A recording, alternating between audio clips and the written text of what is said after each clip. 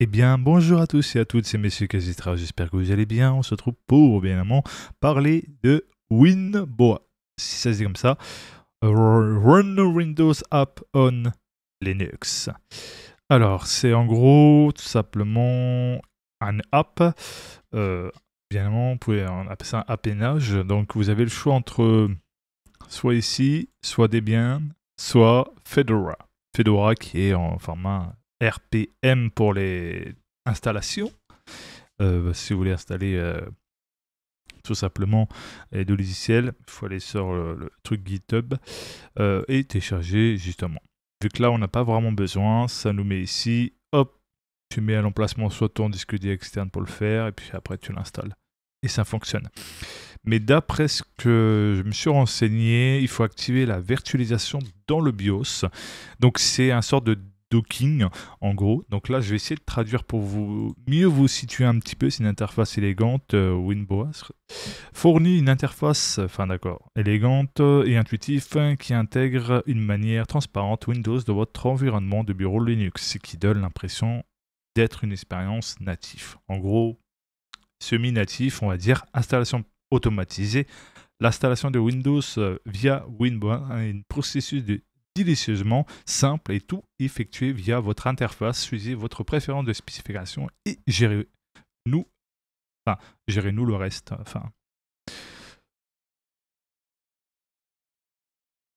Rondor de toute application, s'il fonctionne sur Windows, il peut fonctionner avec profiter de toute la gamme des applications Windows, des outils productivité, au divertissement, le tout dans votre environnement Linux en tant que fenêtre native au niveau système d'exploitation, intégration des systèmes de fichiers, l'accès à votre système de fichiers Linux à partir de Windows et une briseuse, votre répertoire apparemment.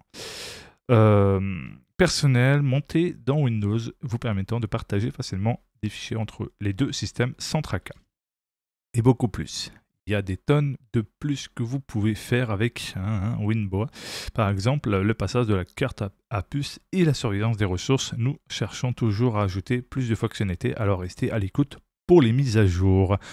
D'après ce que je sais, le fait que ça soit un peu un mode docké, donc un peu comme si vous allez docker votre Nintendo Switch et avec une application vous pouvez retranscrire pour streamer et voir directement le retour de votre communauté qui voit justement le jeu, donc idéalement sur le stream. C'est à peu près comme ça, on va dire, pour faire plus simple, sauf que pour les logiciels de montage, il faut avoir ce qu'on appelle bien évidemment ce qui fait que je gère les GPU. Je sais plus comment ça s'appelle, c'est des sortes de pilotes, je crois, il me semble, de mémoire, pour pouvoir que ça fonctionne. Et si ce n'est pas le cas, vu que c'est en sorte émulé, je l'appelle ça, vu que c'est un peu ça de l'émulation, en docking, donc vu que c'est pas nativement comme vous avez déjà de base pour ceux ou celles qui sont encore sur Windows, donc c'est pas la même chose, donc c'est pour ça que c'est totalement différent. Donc on voit bien, voilà, totalement différent. Franchement, on voit la température CPU, RAM et disque. Donc là on voit pas le GPU normalement. On devrait voir ici en dessous de CPU, GPU pour voir normalement, je crois, l'utilisation, un truc comme ça, pour que ça fonctionne. Donc ça c'est le disque, ça c'est la RAM. Explorer, caractéristiques, ça on sait, téléchargement, contribuer. Je vous mettrai une vidéo bien plus complète d'Actuala Tech qui est assez bon vraiment pour expliquer plus dans sa totalité. Mais là je vous explique un petit peu le plus simple possible. Après, si vous voulez vraiment un peu plus approfondi, je vous mets ça dans la description. En moins vous pourrez regarder et être plus informé de plus en détail.